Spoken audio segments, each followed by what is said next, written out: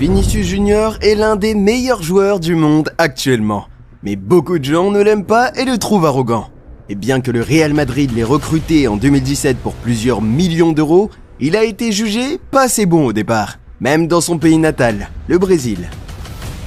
Aujourd'hui, nous allons regarder ensemble son parcours pour devenir une star du football.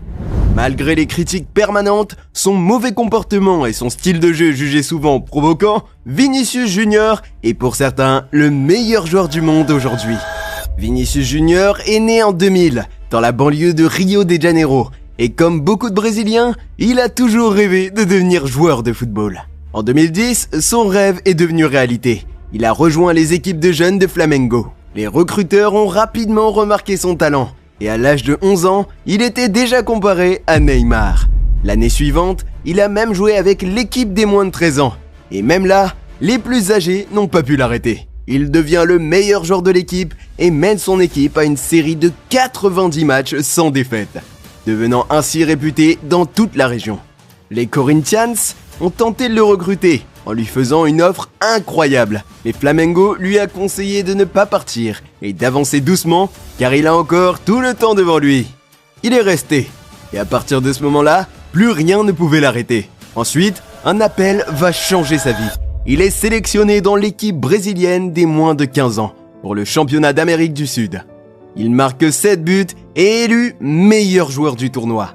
Désormais, Vini n'était pas seulement champion, mais aussi les recruteurs européens avaient commencé à s'intéresser à lui. Mais il est resté finalement à Flamengo, qui l'a fait signer son premier contrat professionnel à l'âge de 16 ans seulement. Le garçon a alors commencé à voir la lumière du succès. Au début de 2017, il joue avec l'équipe des moins de 20 ans de Flamengo à la Copinha, un célèbre tournoi de jeunes au Brésil, où des joueurs comme Neymar avaient déjà fait leurs apparitions. Son contrat avec Flamengo prévoyait déjà une clause de libération de 30 millions d'euros, et un club était prêt à le payer, Barcelone. Cependant, le championnat d'Amérique du Sud des moins de 17 ans, où tout allait changer, était là. Dès le début, Vini a été exceptionnel, faisant des lobes par-dessus le gardien, passant la balle entre les jambes de ses adversaires ou dribblant 3 joueurs d'affilée dans un même match. Il a tout fait.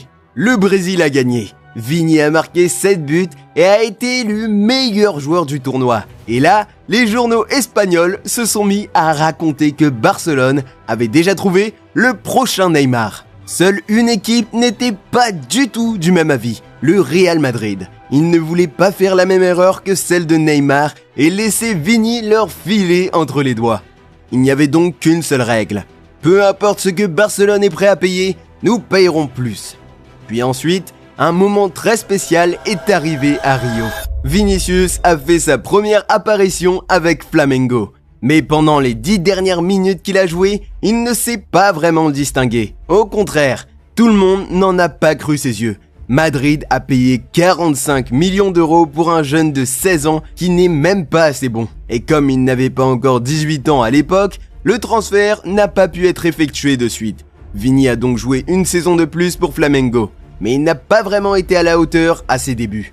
Il est entré 3 fois en jeu, mais il n'a pas laissé une impression positive. Le coach l'a ensuite titularisé, mais là encore, rien de positif. Au contraire, il y a eu des gros titres négatifs et même le journal espagnol Mundo Deportivo a rapporté que le Real Madrid a déçu tout le monde avec ses 45 millions d'euros dépensés en vain sur un jeune de 16 ans qui n'a rien de spécial.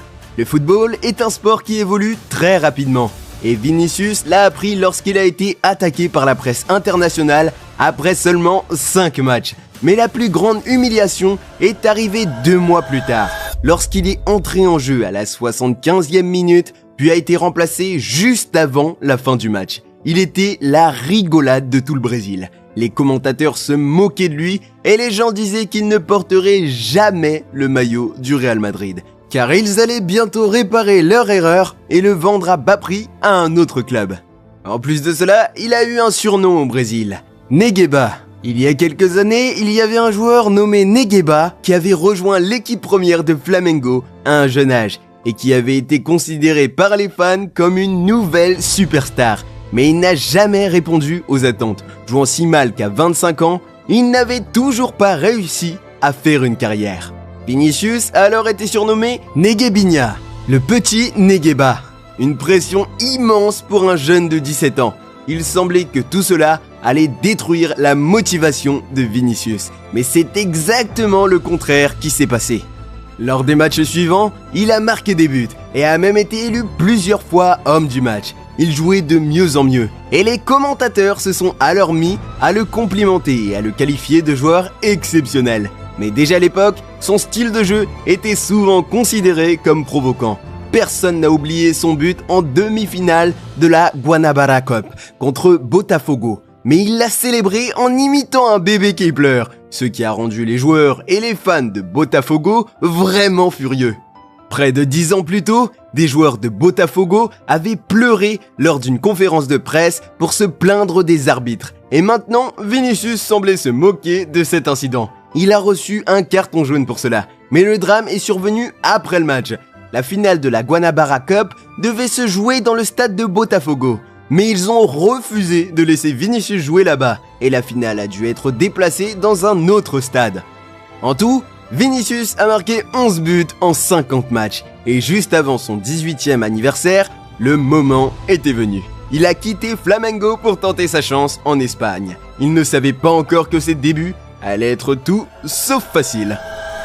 Le 20 juillet 2018, 8 jours après son 18e anniversaire, il a été officiellement présenté à Madrid, mais on voyait qu'il était un peu nerveux, car 45 millions d'euros, c'est beaucoup de pression pour un jeune de 18 ans.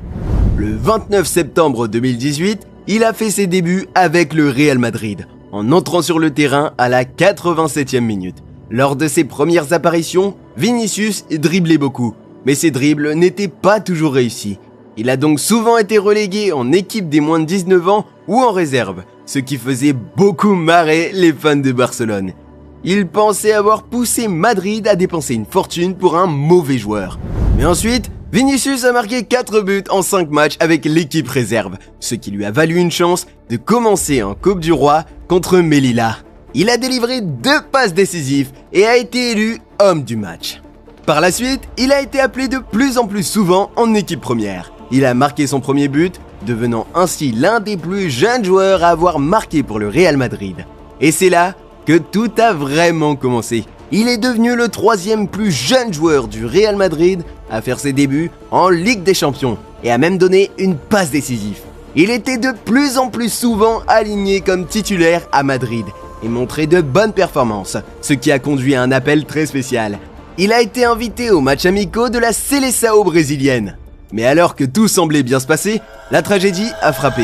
Lors d'un match de Ligue des Champions contre l'Ajax, Vinicius s'est déchiré un ligament. Pendant ce temps, il y a eu des changements à Madrid. Après des performances décevantes, Zinedine Zidane est revenu comme entraîneur. Vinicius a lutté pour revenir de sa blessure, mais pour une raison quelconque, il n'a pas retrouvé sa forme habituelle. Les fans l'ont hué et il n'a pas marqué un seul but pendant plusieurs mois, jusqu'à un match contre Osasuna, où il a enfin trouvé le chemin défilé. Enfin, Vini a pu sentir un léger soulagement car il vivait sous une pression insupportable.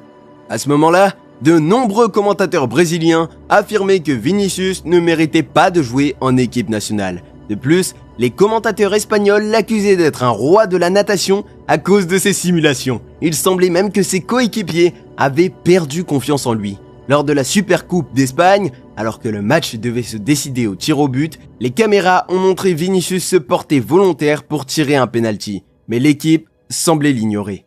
Il a terminé sa 2e saison avec le Real Madrid avec 5 buts et 4 passes décisives en 38 matchs. Mais le pire est arrivé lors de sa 3e saison avec le Real, lors d'un match de Ligue des Champions contre le Borussia Mönchengladbach.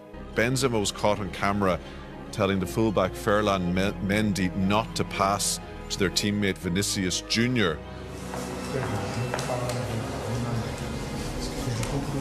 Et qu'a dit Vinicius à ce sujet? O que o Benzema tinha contra você, cara? Não, nada, o Carinho sempre teve carinho muito grande por mim, sempre tentou ao máximo me ajudar, né? E quando passou aquilo, dia depois também ele veio conversar comigo, falou que não era aquilo que tinha passado e eu sempre levei na boa, nunca... Malgré tout cela, cette période n'était pas facile pour lui. Par exemple, Eden Hazard ne jouait pas son meilleur niveau à Madrid. Et bien qu'il ait coûté beaucoup plus cher que Vinicius, c'était Vinicius qui était critiqué par les supporters pour sa façon de jouer. À ce moment-là, il venait d'avoir 20 ans, toujours très jeune, et il semblait qu'il allait craquer sous la pression. Il a terminé la saison 2020-2021 avec 6 buts et 7 passes décisives en 49 matchs. Ce n'était pas mal, mais le Real Madrid s'attendait à mieux. Ensuite, quelqu'un est arrivé qui allait changer la vie de Vini à jamais. Carlo Ancelotti. Sous sa direction, Vinicius s'est épanoui et s'est transformé en un autre joueur. Il est soudainement devenu l'un des joueurs les plus constants, formant un duo redoutable avec Benzema. Ironiquement, Benzema, qui l'avait critiqué auparavant, le louait maintenant sans cesse. Vinicius était fantastique. 5 buts et 2 passes décisives dans les 6 premiers matchs de la saison. Le mois suivant, Vinicius a été élu joueur du mois de Real Madrid et en novembre, joueur du mois de la Liga, puis sont venus les 8e de finale de la Ligue des Champions contre Paris. Ils ont perdu le match aller, mais au retour, c'était très difficile. Ils étaient encore menés au début du match retour. Mais ensuite, Vinicius et Benzema ont inversé la tendance. Madrid a gagné 3-1 et Vinicius a été impliqué dans les 3 buts. Et ils ont continué. En demi-finale, il a marqué l'un des buts décisifs contre Manchester City. Puis en finale, Vinicius Junior a marqué le but décisif. 1-0. Il était champion de la Champions League. Avec son but, il est devenu le plus jeune Sud-Américain à marquer en finale de la Ligue des Champions et le premier joueur de moins de 21 ans à être impliqué dans 10 buts en une seule saison de Ligue des Champions depuis Lionel Messi. Cette saison-là, il a également aidé Madrid à remporter la Liga et a terminé 9e au Ballon d'Or, alors que Benzema a été élu meilleur joueur du monde et gagnant du Ballon d'Or. On pourrait penser que les critiques se seraient calmées, mais la saison suivante, il a reçu plus de haine que jamais auparavant. Les journalistes et les supporters espagnols se sont concentrés sur ses célébrations de buts, car il se met souvent à danser après avoir marqué ses buts. Avant un match contre l'Atlético Madrid, une poupée de lui a été suspendue à un pont et il a été régulièrement insulté en raison de sa couleur de peau.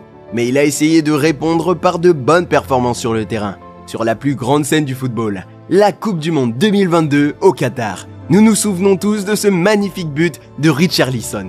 Qui a fait la passe décisive ? Vinicius. En 8e de finale, Vinicius a marqué le premier but contre la Corée du Sud. Et pendant la Coupe du Monde, il y a eu cette scène amusante lorsqu'une chatte est soudainement apparue lors d'une conférence de presse. Mais malheureusement, l'aventure du Brésil et de Vinicius s'est terminée tristement en quart de finale contre la Croatie. À la fin, la saison 2022-2023 a été décevante. Le Real Madrid a échoué en demi-finale de la Ligue des Champions et a terminé 2e en Liga. Cependant, Vinicius a été extraordinaire, marquant 23 buts et offrant 21 passes décisives en 55 matchs. La saison suivante devait être meilleure, mais un événement a bouleversé Vinicius et l'a fait pleurer. Lors d'un match à Valence, il a été victime d'insultes racistes et de jets de bananes. On pouvait voir à quel point cela l'a affecté. Pendant le match, il a montré un spectateur du doigt, l'accusant de l'avoir traité de singe. Que s'est-il passé ? L'arbitre n'a rien fait et la situation a rapidement dégénéré. Vinicius a été violemment attaqué par Mamardashvili et un autre joueur de Valence l'a pris par le cou. Vinicius s'est défendu et a reçu un carton rouge. C'est incroyable. Le gardien et le joueur de Valence ont pu continuer à jouer. Vinicius n'avait que 23 ans et on pouvait voir à quel point ce sujet le touchait. Malgré tout, il a continué à jouer une saison remarquable, marquant des buts importants, comme le 1-0 contre le Bayern en demi-finale aller de la Ligue des Champions, et en finale, il a marqué le but du 2-0 contre Dortmund. Il a de nouveau remporté la Ligue des Champions et la Liga, marquant 24 buts et offrant 11 passes décisives en 39 matchs. Et bien que je ne sois pas fan des actions antisportives comme ici contre Kimmich, son style de jeu peut parfois sembler très provoquant et antisportif. Mais il est indéniable qu'il est l'un des joueurs les plus talentueux et les meilleurs en ce moment. Et il ne mérite absolument pas les insultes racistes qu'il reçoit.